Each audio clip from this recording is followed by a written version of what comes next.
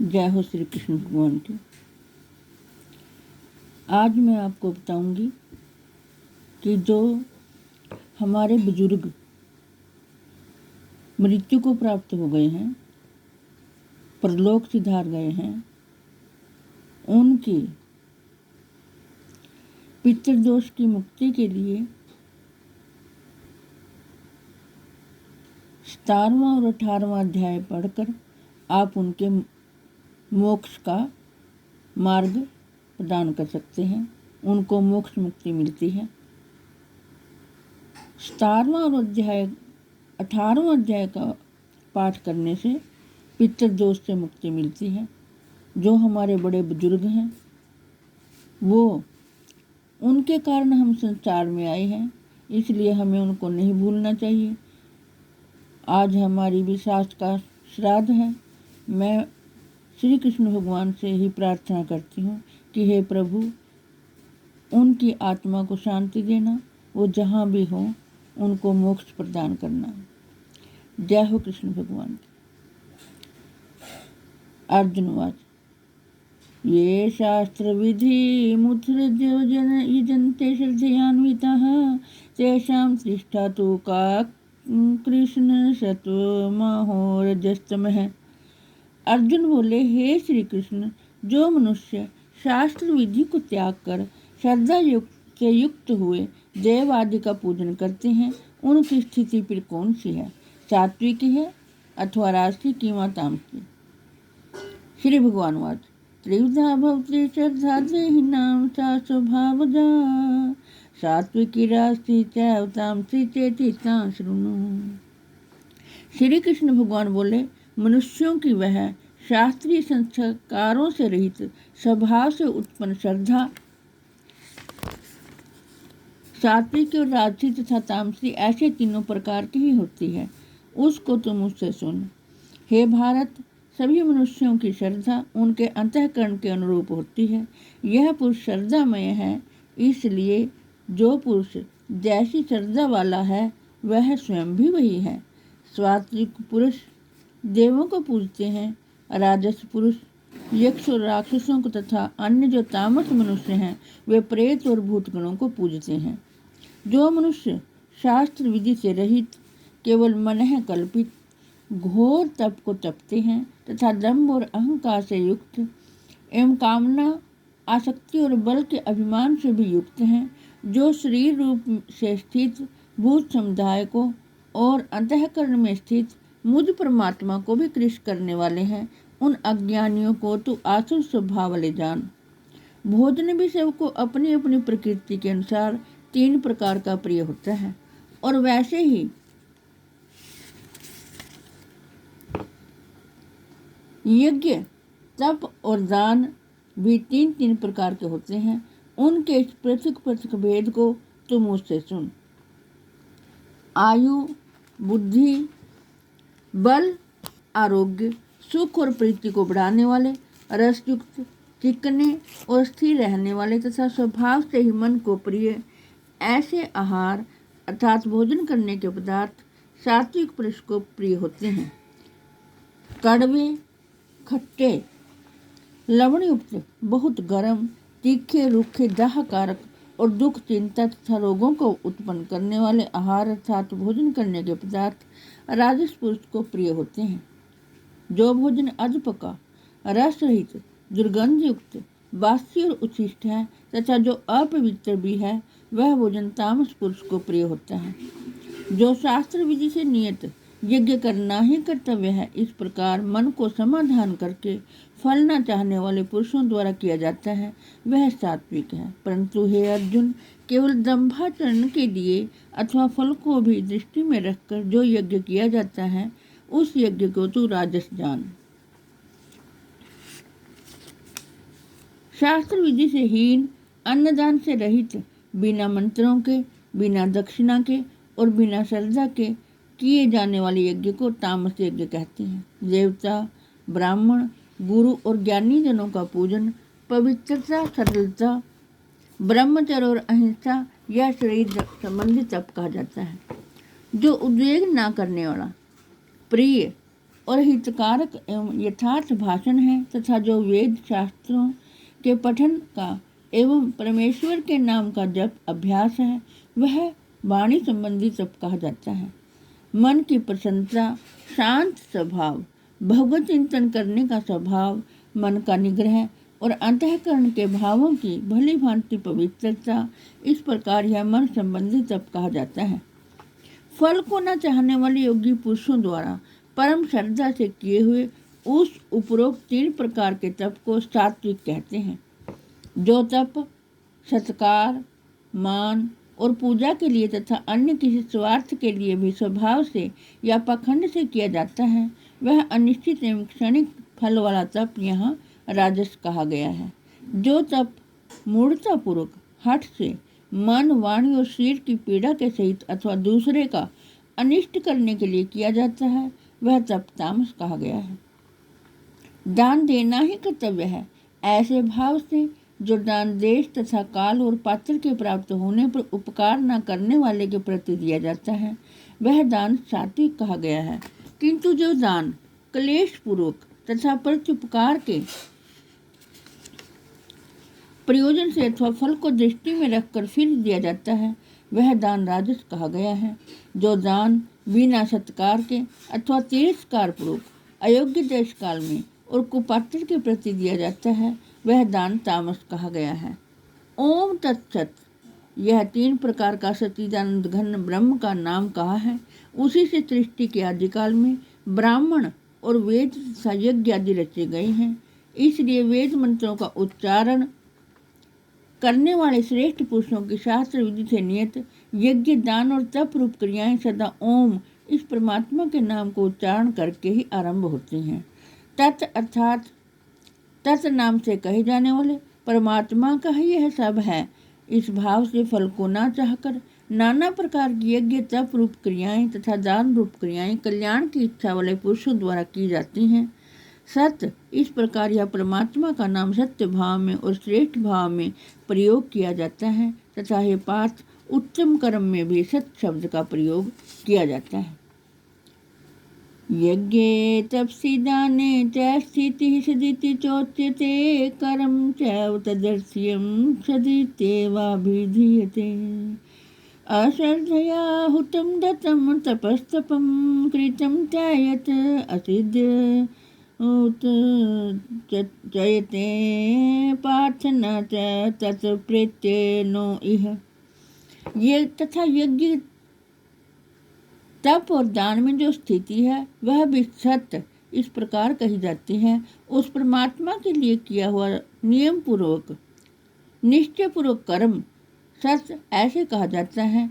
हे अर्जुन, बिना श्रद्धा के किया हुआ हवन, दिया हुआ दान एवं तपा हुआ तप और जो कुछ भी किया हुआ शुभ कर्म है, वह समस्त असत्य इस प्रकार कहा जाता है। इसलिए वह ना तो इस लोक में लाभदायक है और न मरने के बाद ही लाभदायक है। ओम तद्दिति श्रीमद्भगवद गीता उपनिषद ब्रह्म विद्यायाम योग शास्त्र श्री कृष्ण अर्जुन संवादे श्रद्धा त्रय विभाग योगो नाम सप्तदशोऽध्यायः। अथ 18वाध्याय। अर्जुनवाद। संन्यासस्य महाबाहो त्वमिच्छामि वेदितुं, त्यागस्य च ऋषिकेश पृथकेश निषूदन। अर्जुन बोले, हे महाबाहो, हे अंतर्यामिन, हे वासुदेव, मैं संन्यास और त्याग के तत्व को पृथक पृथक जानना चाहता हूँ। श्री भगवान बोले, कितने ही पंडित जन तो काम्य कर्मों के त्याग को संन्यास समझते हैं तथा दूसरे विचार कुशल पुरुष सब कर्मों के फल के त्याग को त्याग कहते हैं।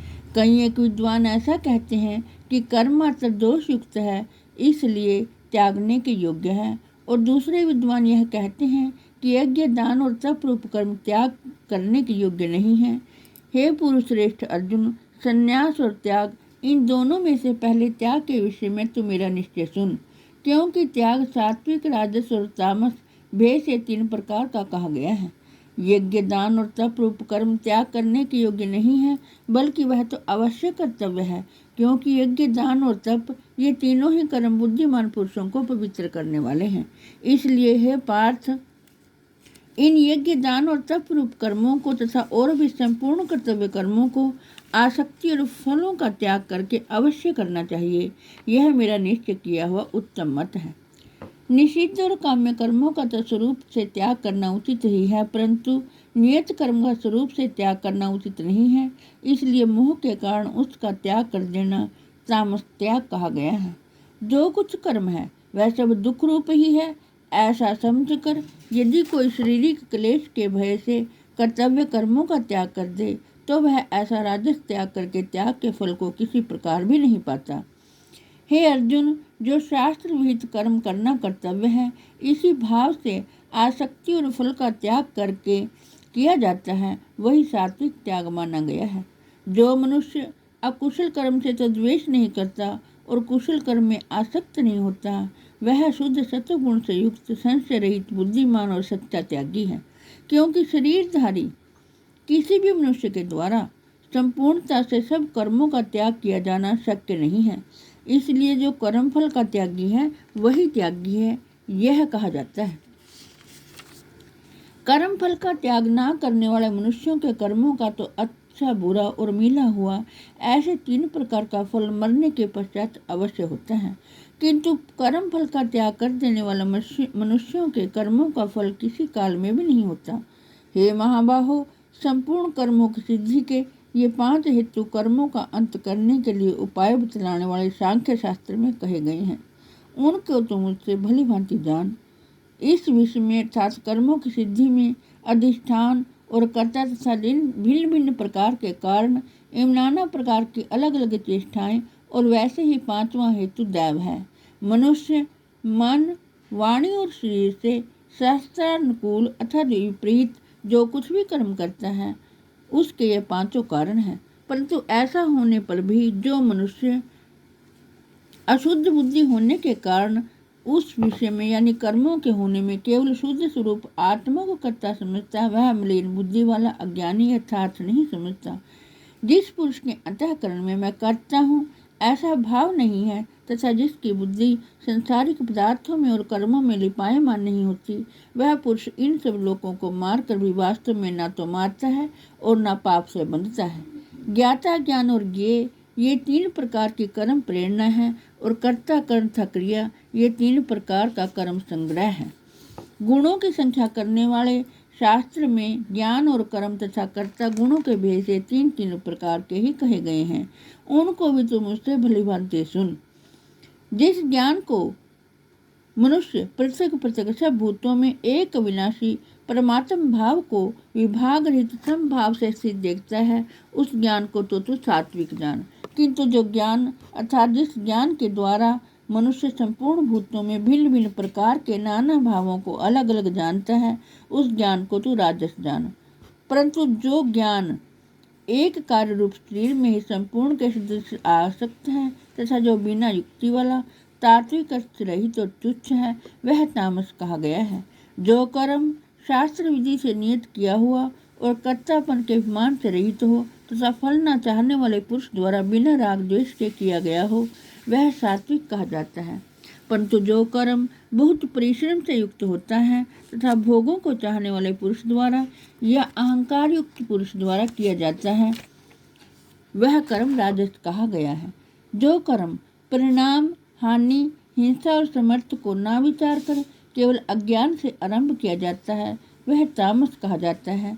जो कर्ता संग्रहित, अहंकार के वचन ना बोलने वाला, धैर्य और उत्साह से युक्त तथा कार्य के सिद्ध होने और ना होने में हर्ष, शोक आदि विकारों से रहित है, वह सात्विक कहा जाता है। जो कर्ता आसक्ति से युक्त कर्मों के फल को चाहने वाला और लोभी है तथा दूसरों को कष्ट देने के स्वभाव वाला है, वह अशुद्धाचारी और हर्ष शोक से लिप्त है, वह राजस कहा जाता है। जो कर्ता अयुक्त, शिक्षा से रहित, घमंडी, धूर्त, दूसरों की जीविका का नाश करने वाला तथा शोक करने वाला, आलसी और दीर्घसूत्री है, वह तामस कहा जाता है। हे धनंजय, अब बुद्धि का और धृति का भी गुणों के अनुसार 3 प्रकार का भेद मेरे द्वारा संपूर्णता से विभाग पूर्वक कहा जाने वाला सुन। हे पार्थ, जो बुद्धि प्रवृत्ति मार्ग और निवृत्ति मार्ग को, कर्तव्य और अकर्तव्य को भय और अभय को तथा बंधन और मोक्ष को यथार्थ जानती है, वह बुद्धि सात्विक ही है। हे पार्थ, मनुष्य जिस बुद्धि के द्वारा धर्म और अधर्म को तथा कर्तव्य और अकर्तव्य को भी यथार्थ नहीं जानता, वह बुद्धि राजसी है। हे अर्जुन, जो तमोगुण से घिरी हुई बुद्धि अधर्म को भी यह धर्म है ऐसा मान लेती है तथा इसी प्रकार अन्य संपूर्ण पदार्थों को भी विपरीत मान लेती है, वह बुद्धि तामसी है। हे पार्थ, जिस अभिचार निधान शक्ति से मनुष्य ध्यान योग के द्वारा मन, प्राण और इंद्रियों की क्रियाओं को धारण करता है, वह धृति सात्विक है। परंतु हे पृथा पुत्र अर्जुन, फल की इच्छा वाला मनुष्य जिस धारण शक्ति के द्वारा अत्यंत आसक्ति से धर्म, अर्थ और कामों को धारण करता है, वह धारण शक्ति राजसी है।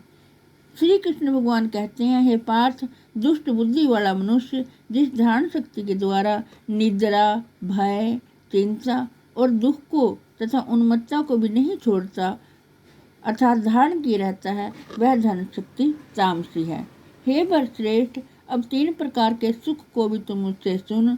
जिस सुख में साधक मनुष्य भजन, ध्यान और सेवादि के अभ्यास से रमण करता है और जिसे दुखों के अंत को प्राप्त हो जाता है, जो ऐसा सुख है वह आरंभ काल में यद्यपि विष के तुल्य प्रतीत होता है, परंतु परिणाम में अमृत के तुल्य है। इसलिए वह परमात्मा विषयक बुद्धि के प्रसाद से उत्पन्न होने वाला सुख सात्विक कहा गया है।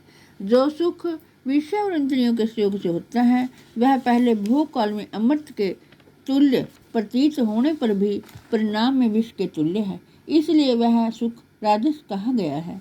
जो सुख भोग काल में तथा परिणाम में भी आत्मा को मोहित करने वाला है, वह निद्रा, आलस्य और प्रमाद से उत्पन्न सुख तामस कहा गया है।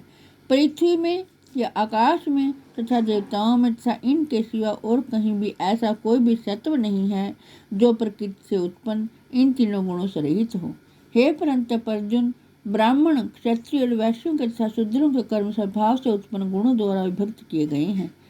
अंतःकरण का निग्रह करना, इंद्रियों का दमन करना, धर्म पालन के लिए कष्ट सहना, दूसरों के अपराधों को क्षमा करना, मन, इंद्रिय और शरीर को सरल रखना, वेद शास्त्र, ईश्वर और परलोक आदि में श्रद्धा रखना, वेद शास्त्रों का अध्ययन, अध्यापन करना और परमात्मा के तत्व का अनुभव करना, ये सब के सब ही ब्राह्मण के स्वाभाविक कर्म हैं।